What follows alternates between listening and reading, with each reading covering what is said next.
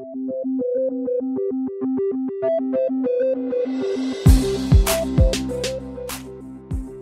lot of us in the education world are sort of deeply steeped in John Dewey's philosophy. And he has this lovely line where that education is the intelligently directed development of the possibilities inherent in ordinary experience.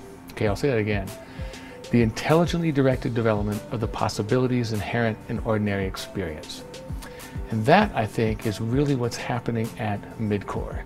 And in any good classroom, that's what's happening. So in John Dewey's sense, it was any teacher, whether that teacher is a trained, good with pedagogical expertise, or that teacher for the day happens to be someone who has life experience but maybe not teaching knowledge or teaching pedagogical knowledge.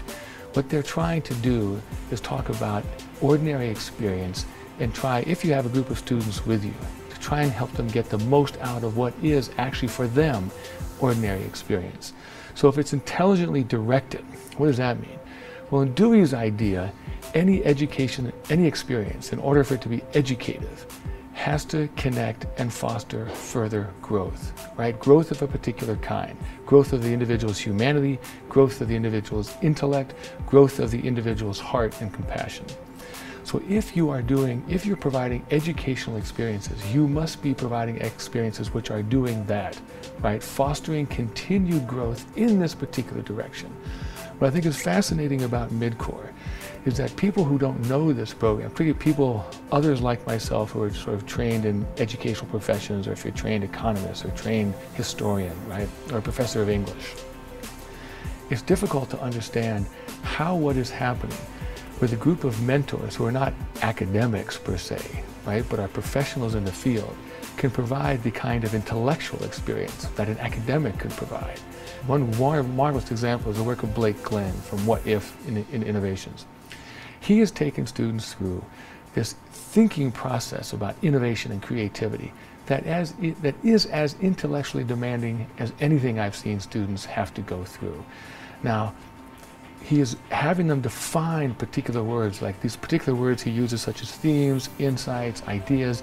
He means particular things with those particular words that are different from how other disciplines might use them. And he is insistent and demanding about the ways in which he wants students to use those terms, so that the intellectual process that they can engage in, from random responses to a challenge, to in fact a clear, constant and consistent platform about what to do about a particular problem, that process can be clear, coherent, and dynamic.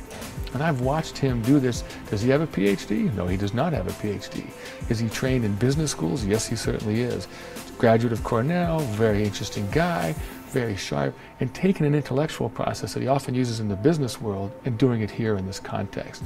And because we're not a professional business school, and because these are not students who have all been hired by a particular agency, the liberal arts foundation of here is here because fundamentally we are trying to foster the development and growth of human beings in this program in a particular way.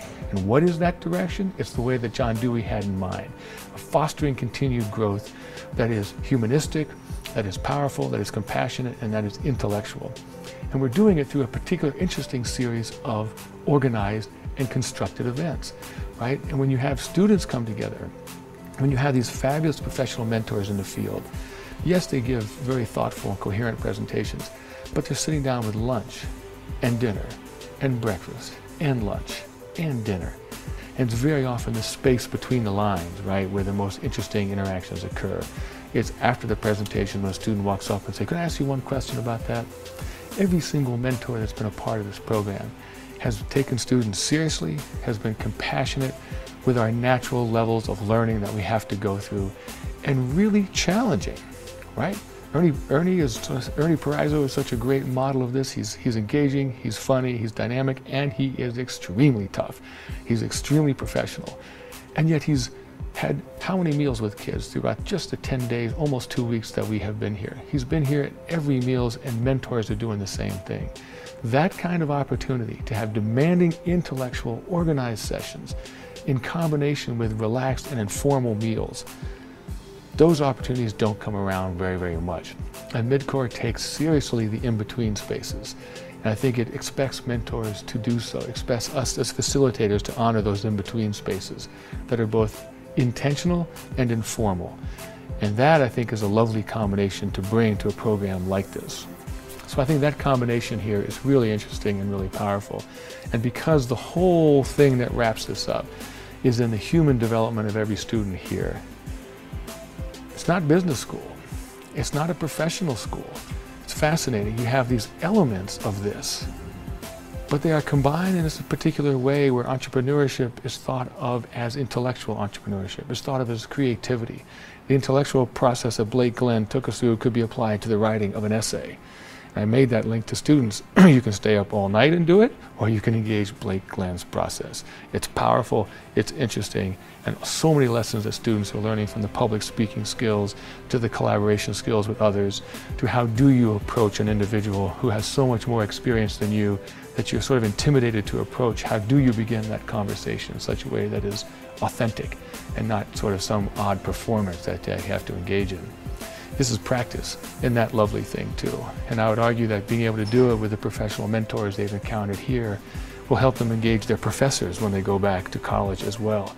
That gain confidence in engaging people as their mentors in this program will translate into so many wonderful ways that it's exciting to be a part of it.